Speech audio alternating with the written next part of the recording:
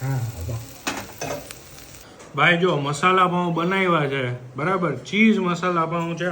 મસાલા પાઉં જુઓ તમે એકવાર, જો છે મસ્ત મજાનો. આ ઉપર હે ને મસ્ત એક ચીઝ સ્લાઇસ જ મૂકી દીધી છે. આ ખાવાની આવે મસ્ત મજા.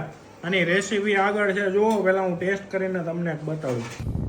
ભાઈ ઇન્ગ્રીડિયન્ટ્સમાં જો ટમેટા, કેપ્સિકમ, કાંદા છે, આ આદુ મરચાં લસણની પેસ્ટ છે બરાબર.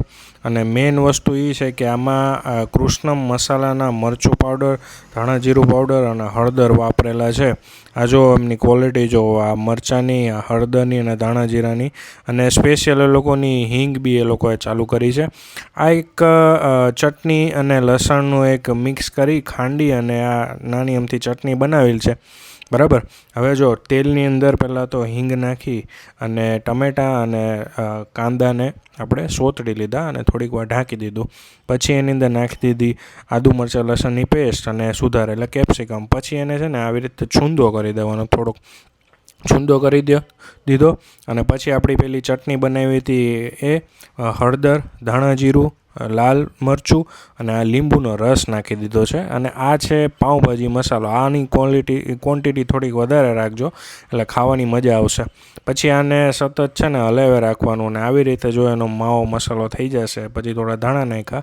હવે પાઉંની પ્રિપરેશન કરીએ તો બટરની અંદર પેલી આપણી ચટણી જે બનાવી હતી ખાંડીને એ નાખી અને આપણે બનાવેલો મસાલો નાખીને એકવાર સોતરી નાખવાનો. પછી આવી રીતે પાઉંને છે ને ઉપર રાખી અને મસાલો અંદર બરાબર ભરાઈ જાય ને એ રીતે રાખી અને થોડો મસાલો ઉપર આખા પાઉં મસાલા કોટેડ થઈ જવા જોઈએ એ રીતે બનાવી દેવાના. અને પછી ઉપર છે ને આખી એક ચીઝ સ્લાઇસ મૂકી દેવાની બરાબર. બંનેમાં ચીઝ સ્લાઇસ મૂકી દીધી, ઉપરથી ચટણી પાવડરવાળી અને આ ધાણા નાખી અને ઉપરથી ઢાંકી દેવાનું.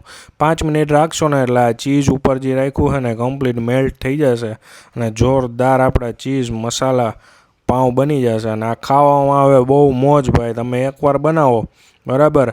અને આપણું અકાઉન્ટ છે ને ફોલો કરજો ભાઈ.